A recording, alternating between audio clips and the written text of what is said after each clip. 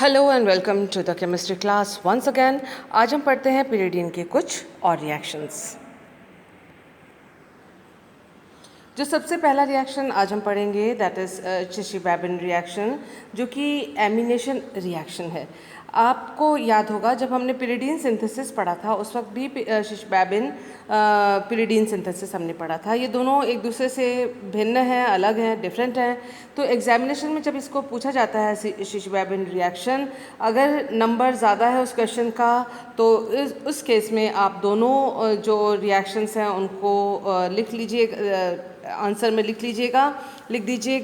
और यदि उन्होंने बड़ा क्लियरली मेंशन कर रखा है कि शिशी-बैबिन पिरिडीन सिंथेसिस, तो फिर आप सिर्फ जो शिशी-बैबिन पिरिडीन सिंथेसिस है उसी को लिखिएगा।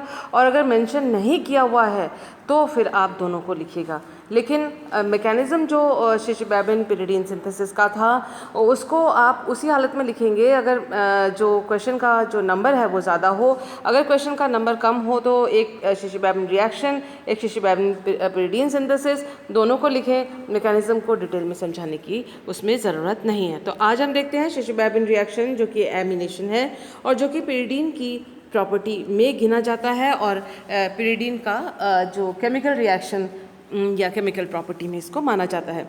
सो this is amination of pyridine at alpha position to nitrogen, यानी जो पिरिडीन का जो नाइट्रोजन है उसका अल्फा पोजीशन यानी ये जो ऑर्थो पोजीशंस हैं उन पर जो एमिनेशन होता है उसे शिशी-बैबिन रिएक्शन कहते हैं। दूसरे पोजीशन पर भी होता है लेकिन जो अल्फा पोजीशन पे है उस पर ज़्यादा होता है। Pyridine reacts with sodamide with the evolution of hydrogen gas। तो इस जो शिशी-बैबिन रिएक्शन है उसके अंदर जो पिरिडीन है वो सोडामाइड के साथ रिएक्शन करता है और हाइड्रोजन गैस निकल जाती है और जो अल्फा पोजीशन पे एमिनेशन होता है।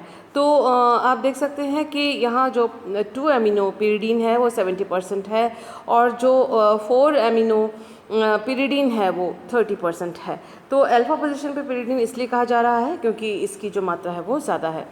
फर्दर जो है रिएक्शन एमिनेशन करवाने पे दोनों पोजीशंस, दोनों अल्फा पोजीशन पर जो है डाई एमिनो पिरिडीन डेरिवेटिव हमको रिएक्शन के द्वारा मिलता है। तो this is what is Chichibabin reaction, important है, याद रखिएगा।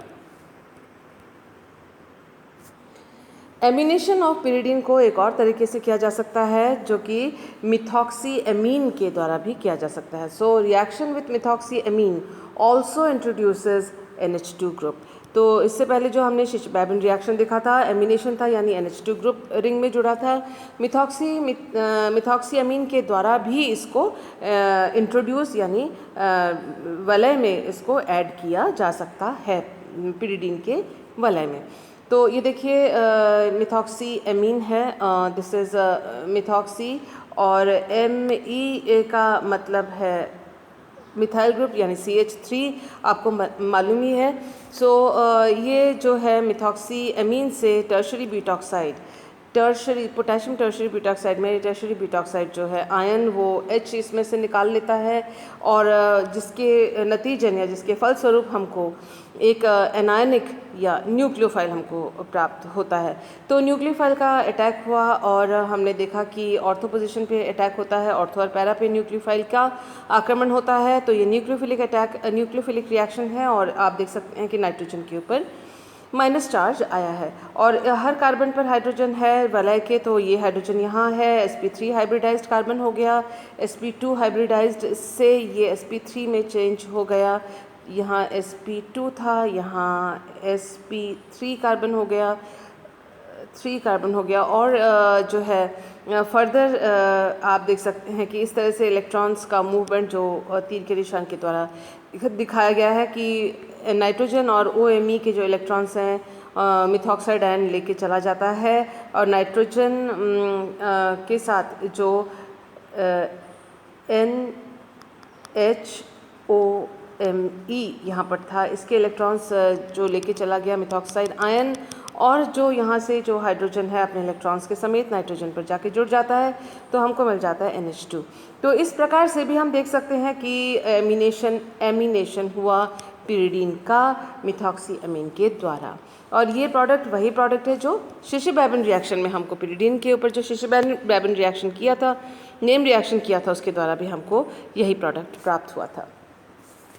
सो alkylation and arylation by organolithium compounds, pyridine पर ये एल्काइलेशन या एराइलेशन हम कर सकते हैं, यानी एल्काइल ग्रुप या एराइल ग्रुप हम जोड़ सकते हैं। आप देख सकते हैं कि इस तरह से बाय ऑर्गेनोलिथियम कंपाउंड, यानी कार्बोधात्विक यौगिक, उसमें भी कार्बोलिथियम यौगिक के द्वारा जो है एल्काइलेशन या एराइलेशन पिरिडीन के न्यूक्लियस का किया जा सकता है।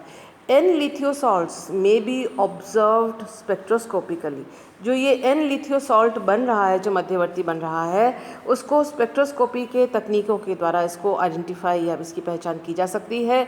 इसके अलावा in some cases it may be isolated as solid, इसका कुछ केसेस में, कुछ रिएक्शंस में, कुछ खास रिएजेंट्स के जो एल्काइल लिथियम जो कंपाउंड्स हैं उनके केस में ये जो कंपाउंड हमको इंटरमीडिएट बना है, इसको आइसोलेट यानी पृथक्कृत भी किया जा सकता है, जिससे कि ये जो रिएक्शन हो रही है इसका सबूत, इसका प्रमाण प्राप्त होता है।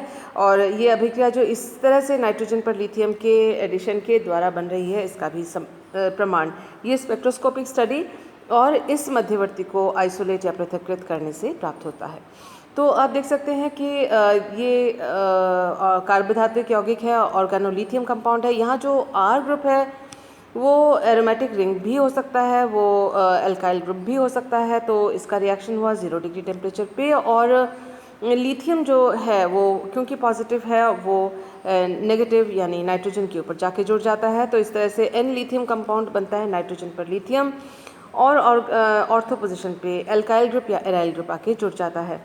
हर कार्बन पे क्योंकि हाइड्रोजन है तो वही हाइड्रोजन यहाँ पर, हर कार्बन पे हाइड्रोजन है, वही हाइड्रोजन यहाँ पर दिखाया गया है। और जो sp2 हाइब्रिडाइज कार्बन sp3 में चेंज हो गया। ये जो नाइट्रोजन और लिथियम के बीच का जो इलेक्ट्रॉन है, आप देख सकते हैं इस सिंगल बॉन्ड यहाँ पर है, उसके साथ एक और बॉन्ड यहाँ से इस इलेक्ट्रॉन के ट्रांसफ़र के द्वारा बन जाता है, जिससे C डबल बॉन्ड N का निर्माण होता है। साथ ही साथ आप देख सकते हैं कि हाइड्रोजन भी यहाँ से H माइनस के रूप में निकल गया, यानी हाइड्रोजन H माइनस के रूप में निकल गया, लिथियम Li प्लस के रूप में, क्योंकि लिथियम अपने इलेक्ट्रॉन्स शिफ्ट कर देता है कार्बन नाइट्रोजन लिथियम बॉन्ड के, तो लिथियम Li प्लस के रूप में, हाइड्रोजन H माइनस के रूप में, हाइड्रोजन H माइनस के रूप में, क्योंकि वो अपने इलेक्ट्रॉन लेके चला गया, और लिथियम जो है अपने इलेक्ट्रॉन दे रहा है तो प्लस के रूप में चला गया। तो ये दोनों आपस में लिथियम हाइड्राइड बनाकर यहाँ से इस मध्यवर्ती से निकल जाते हैं, और as a result of which, due to which, जिसके नतीजन आपको रिंग में एक एल्काइल ग्रुप या एराइल ग्रुप का प्रतिस्थापन प्राप्त होता है। और इस तरह से एल्काइल सब्स्टिट्यूटेड यानी एल्काइल प्रतिस्थापित या एराइल प्रतिस्थापित पिरिडीन प्राप्त होता है। इसके अलावा जो है इस पाथवे के अलावा, इस रास्ते के अलावा एक और पथ है जिसके द्वारा, या एक और पाथवे है जिसके द्वारा हम जो एल्काइल पिरिडीन प्राप्त कर सकते हैं। आप देख सकते हैं कि इसका वाटर के साथ हमने रिएक्शन करवाया, तो नाइट्रोजन पर लिथियम की जगह OH जाके जुड़ जाता है, और उसके बाद इसके इलेक्ट्रॉन्स, OH बॉन्ड के इलेक्ट्रॉन्स यहाँ से नाइट्रोजन और कार्बन के बीच में शिफ्ट हुए, तो और हाइड्राइड आयन यहाँ से निकल गया। और इस प्रकार से आप देख सकते हैं कि ये जो एल्काइल प्रतिस्थापित पिरिडीन हमें प्राप्त होता है।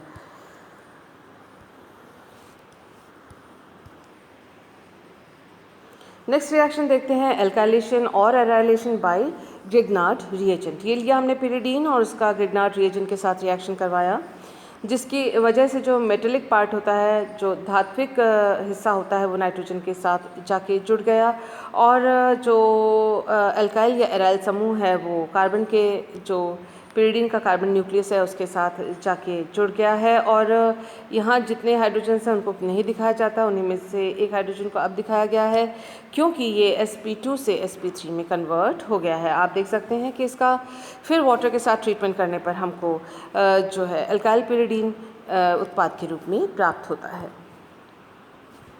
इसके अलावा एक और इंटरेस्टिंग रिएक्शन है पिरिडीन का, वो है हाइड्रोजन ड्यूटेरियम एक्सचेंज जो हैवी आइसोटोप है हाइड्रोजन का वो रिप्लेस हो जाता है, वो रिप्लेस कर देता है हाइड्रोजन को, कार्बन के साथ जो हाइड्रोजन है उनको हटा देता है।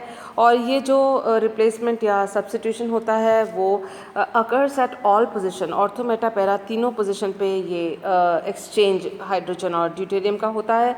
आप देख सकते हैं कि सोडियम मिथॉक्साइड या आप कह सकते हैं सोडियम एल्कोक्साइड और जो CH3OD ये अल्कोहल है, अल्कोहल के हाइड्रोजन को जो है ड्यूटेरियम से रिप्लेस किया है। OH जो अल्कोहल का OH होता है उस H की जगह यहाँ पर D लगाया गया है। तो इस तरह से इस आइसोमर हैवियर जो आइसोमर जो है आइसोटोप है उसको यूज़ करके ड्यूटेरियम एक्सचेंज किया गया है। ये 1:9:12 का अर्थ ये है कि इसका जो अनुपात होता है ऑर्थो मेटा और पैरा का वो 1:9:12 रेशियो में ये एक्सचेंज होता है।